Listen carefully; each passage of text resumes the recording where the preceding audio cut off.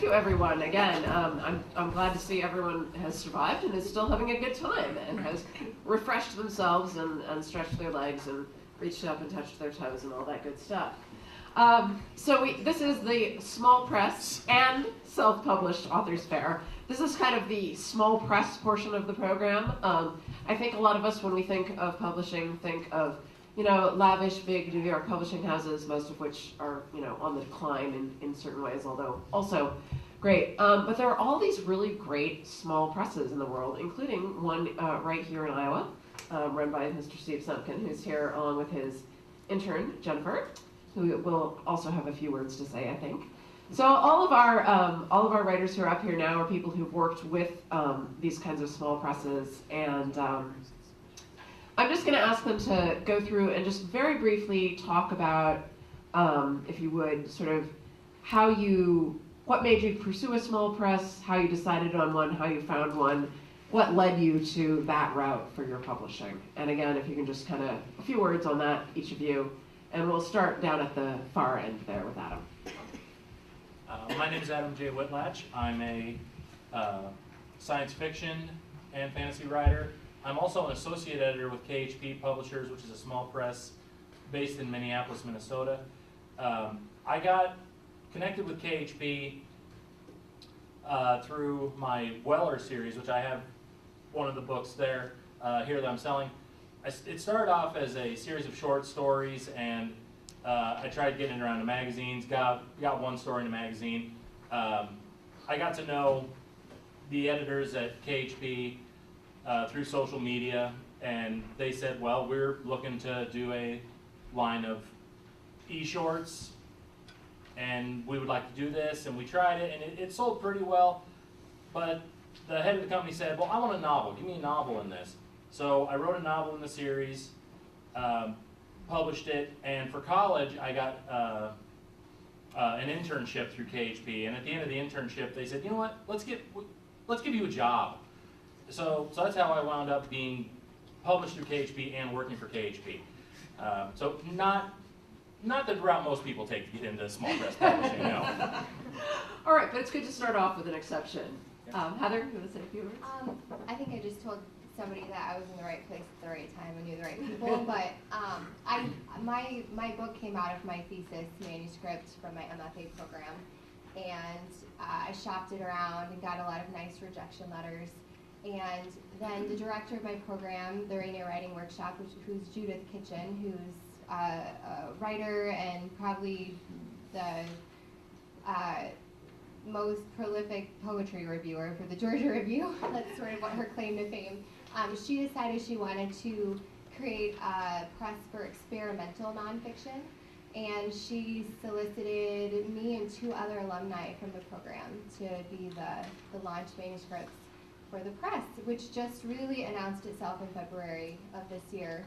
And we're kind of seeing how it's going. But you were talking about how all these other options exist, other than the big New York publishers. And her thought in creating this press was that she wanted to be able to define a new model, and wanted to be able to let readers know that yes, there is a standard. Somebody is putting their name on it and their mark on it. Someone's reviewing this as literature, saying it's good, but it's not so hard for the writer to get their work out to the readers. So what she did was she gave interior design and cover control to us as writers, and we actually used CreateSpace as a printer. But she wrote our introductions, she branded the books, she group markets them on the website, and puts things out into the world. It's ovenbirdbooks.org if you guys are interested. Great. Andy, I know, has a little story about this. I'm not sure which one you're talking about. Oh, I don't know. Make one up. Okay. Well, this book I finished writing about 2 years ago, and I must have sent out maybe 70 query letters, both to publishers, mainstream and small publishers, and agents. And I got a few bites, but ultimately it didn't get picked up. So it was kind of a grueling process and a little bit discouraging, but I kept plugging away. And then at the Summer Writing Festival about a year and a half ago, B.K. Lauren, I don't know if some of you may know her, she's a wonderful novelist. She was giving a talk about small presses. And she was mentioning that there are many of them out there. And she gave this resource, which for anyone who's looking for a small press is a fantastic resource. It's called newpages.com. Some of you may know about it. They list hundreds of small and independent presses. And so I learned about it that day, and I went and checked out this site, and I found many very interesting presses. I sent out some more query letters, and one press in particular was called Bottom Dog Press. They do a lot of working class literature, and also a lot of spiritual and Zen literature. And it seemed like a really good fit for what I was trying to do. So I sent them a query, and they were excited about the book, and it just kind of took off from there. So that's the press that I ended up going with. Close? Okay. Yeah, you have to share microphones. Okay. I'm sorry. Thank you. I guess I would say two things. Number one, I'm very interested in writing about the Midwest and writing about place and our experience here. And the sad fact is that there is a prejudice out there against the Midwest, I think, in national publishing. And certainly there are writers who have written about the Midwest that certainly have been published, but I think it's kind of a hard sell, at least to the national publishers. And no matter what your particular interest may be, I think small presses often are much more mission-oriented, and of course that's what, and I've published with Steve, Semken and Ice Cube Press, and that's, in essence, their mission is to publish work of and about the Midwest, so that aligned very well.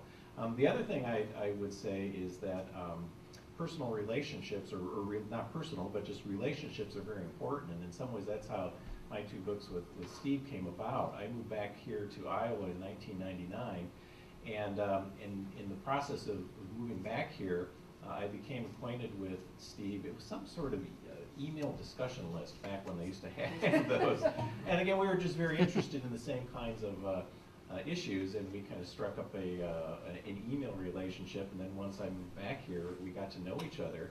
And over the course of time, Steve used to publish pretty much an annual, it was called the Harvest Lecture publication, a collection of essays, and I would have some essays in there. And the first book was a collection of essays in honor of Paul Gruco, who was a writer who I got to know and admire very much, who passed away actually 10 years ago now, this year. And I think we sort of simultaneously had this idea of putting together an anthology of essays in honor of Paul, and then finally at some point a little later I had been writing various things and publishing in some of his anthologies, and I think it was Steve who initially said, well, you must have enough stuff put together to make a book, don't you? and of course that's always in the back of my mind, and so again that was sort of a collaborative process, but I was fortunate that these came about because we had established a kind of a professional working relationship ahead of time, and not necessarily about publishing a book. So that's the other thing I mentioned. Whatever kind of relationships you can cultivate for whatever reason with the people and the publishers in these areas certainly are very helpful. Michael? Well, we kind of fell into it as well, one of those being in the right place at the right time.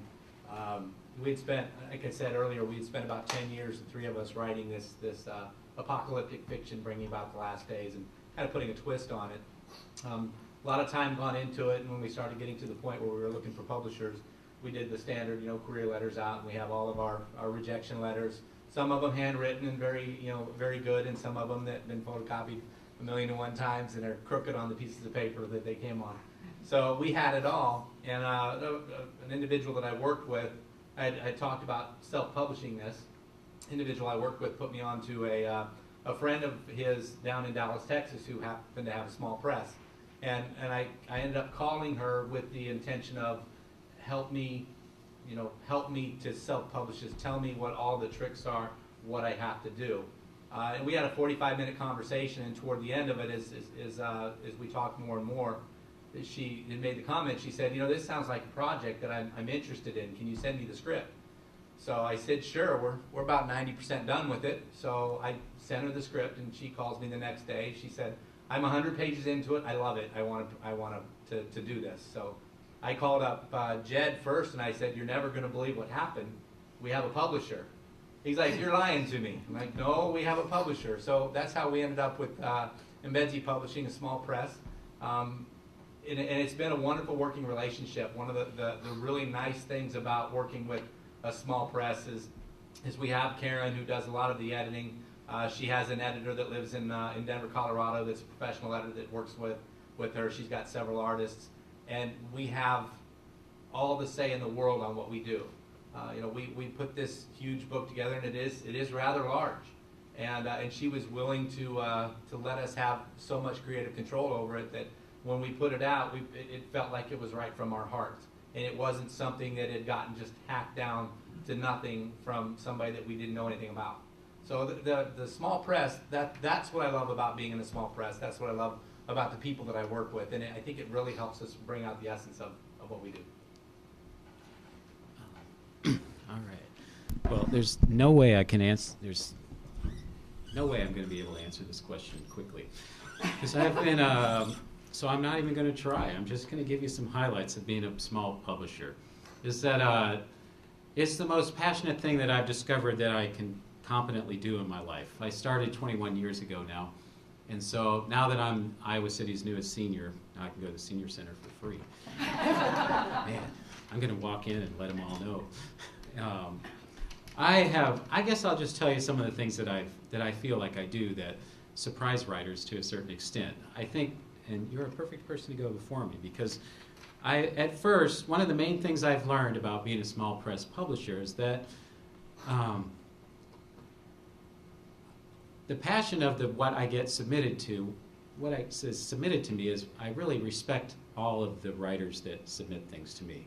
Because I know that beyond their kids and beyond probably their marriages, their book is oftentimes the thing that they have put the most effort into. And so when I get handed those submissions, I don't really take them lightly at all. I realize I may not get back to you as quick as you want, and I may not have the answer that you want, but I do fully respect that I'm getting something that everyone cares about. And I think that writers forget about the role, how passionate the publishers are, because I know a lot of the times I think to myself, I need more books. And from the writer's point of view, you're thinking, well, I can solve that problem for you, no problem. I've got like 16 books ready to go. And so it's real hard to figure out what you're going to put your money into and what I'm going to put my time into. And so it's almost as hard for a small publisher like me to pick the book as it is for you to write the book to a certain extent. But I think you should always know that most small publishers, I think, really, really care about what they do. I met Tom. It was like over time I realized that this is someone that I could count on, that I really respected his writing, and I just knew that that was the right person for me to work with. A lot of times, if someone calls me up to find out if they got their book, in some ways I sort of feel like saying you shouldn't have done that, because now I know I'm probably not going to take you. But there's a real fine line. I have to get along with the person in order for me to help them. And the other thing I've realized as being a small publisher is that I am just the one person. And so I realized that I'm not going to turn you into a national bestseller. And in fact, I don't know if I could even survive if I sold 1 million copies of something, because I don't know how I'd get all those orders out. I certainly couldn't afford to pay for them ahead of time. But I lost my train of thought. I should go back to that good line about, I forgot what I was saying. Anyway, I care about the books, and I think a lot of the times the writers forget that. I'll get back to what I was saying in a little bit. Someone will ask me a good question. And Jenny, I understand you're interning with Steve this semester, and he says that you might have a story or two to tell us about sort of the process of getting query letters and manuscripts, and what that's like when I don't know if they still like arrive in boxes on your doorstep, probably not, more with email. Yeah, anyway. First, I should introduce myself. I'm Jenny. I'm his intern. I'm a senior at the University of Iowa.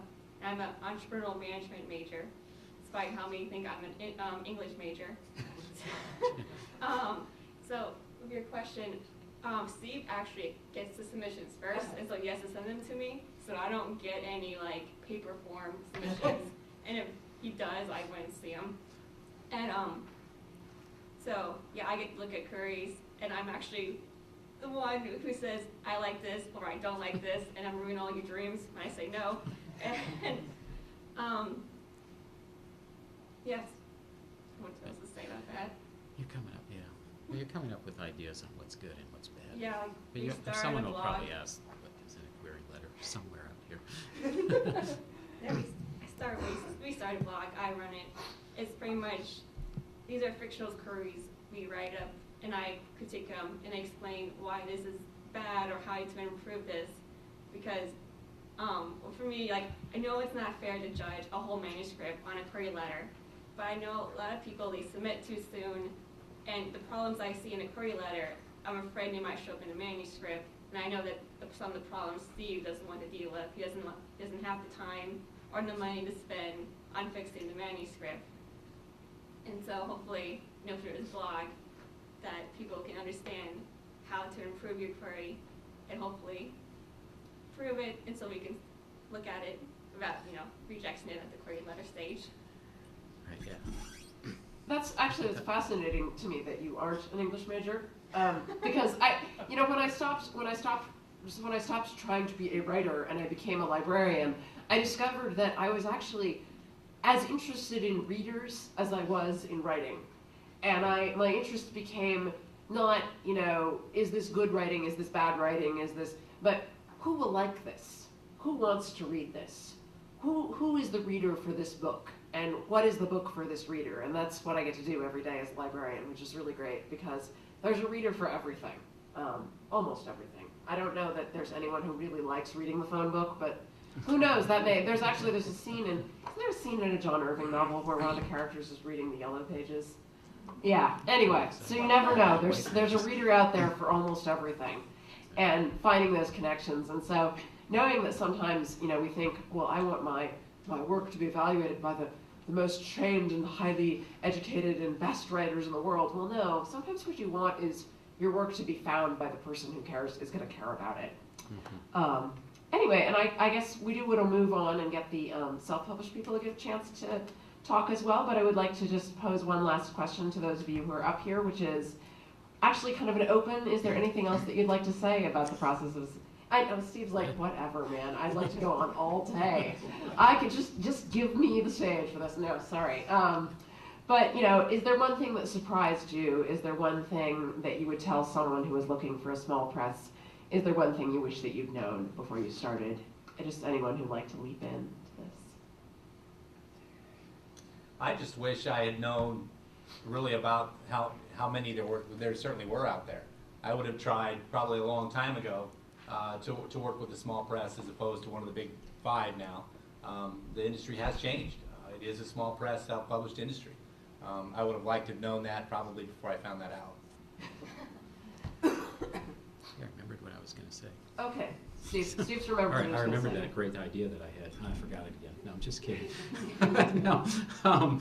Well, this is a good answer to your question, I think, is that the biggest obstacle a small press has is that we don't really have any better idea of where to sell your book than you do a lot of the times. I think the authors always feel as if the publisher is going to be their magic ticket to success alone. But what I feel like I do, and here's my good idea, is that I do feel like I take people's books and I'm taking them, and what I'll ask you if I want to take your book is, how do you see your book? What do you hope happens to it? What are the events that you think would be good for it? And so I feel like as a small publisher, I have the energy to help you do what you hope will happen with the book. And so I know I've said this over and over, but I really do see myself as helping you get your writing dreams to happen. And so what I'm doing is listening to you, and if you know what you want, and you have a bookstore that you want to go to, you have a library that you want to read at, I will definitely help you with that. And I think that you need to see your small press publisher as your partner, absolutely, because, like I said, we are very passionate. I haven't done anything through my 30s and 40s other than deal with books. I'll go to conferences and say, I make all my money through words and books, and that's true. And all of you realize how hard it is to write, And it can be thankless at times. You feel like no one's there to your readings, no one's there to read it. And so I guess in some ways I want to prove to you that it is worth doing. And I believe in you once I take your book for sure. And I want you to write as much as you can. I'm touched. Anyone else? Andy? Yeah, I want to throw a cautionary tale out there. I'm very happy with my publisher. They did a lot of good work in terms of promoting and layout and design and different things like that. However, there was a moment where I became very upset with the publisher because there was a problem with typos, and most readers probably don't care that much about typos, as much as writers may care. And I remember shooting an email to Steve, I don't know if you remember this, Steve, asking about Bottom Dog Press, and, Yeah, I remember. and I'd seen some typos in different books. And you said, well, remember that it's small presses have a very small staff, and sometimes it's hard to catch everything. My feeling was that the first run, which was pretty small, of the book, had too many typos in it, and I didn't know that it was up to me to see the book in its final stages and make sure that everything was the way that I wanted it to be. It was kind of an overwhelming process to get a book published, and I just didn't realize that that was something that I could do. So I think the first small run of the book came out with a lot more typos than I would be happy with. But I learned that you have to really be engaged as a writer in that process as well. Yeah. You know, the number of typos that I see in, like, you know, big 5 publishing books is so astounding to me that I won't say I've stopped caring, but I've stopped believing that you know, a major New York publishing house can save you from that kind of thing, and that you may, in fact, you might have had to do it yourself there too. So, anyone else? I've certainly learned. I had a book published by a small press publisher, and I'll have to thank them for teaching me so many valuable lessons about how to treat authors correctly.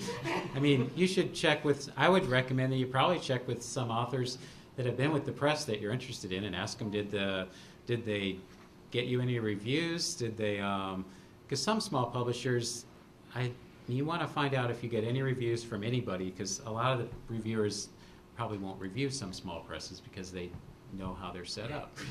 And on the other hand, it is up to the author to really get involved. At least, like, I never pass anything on until the author's signed. I mean, you wouldn't have had that problem with me, because I would have said, I need you to look it over. Before we go to print, you have to approve this. Because my idea is there's no worse way to sell a book than to have an author look at it and like, this is a piece of junk. It's their book. And so, I mean, if they're not happy, I'm definitely not going to be happy with it. I've got a second book in the works, Steve. I know. Talk to Ginny. Talk to Ginny here. You better write a stellar query letter. I don't think I'm ever going to get anything published again in my life. And on that note, for those of you who are interested in self-publishing, I'd now like to do a little musical chairs exercise here. Thank you all to our small press authors. Later. Those of you who published your own work, grab your name tag, come on up, take a seat, and we'll do a little second round, and then we'll have it.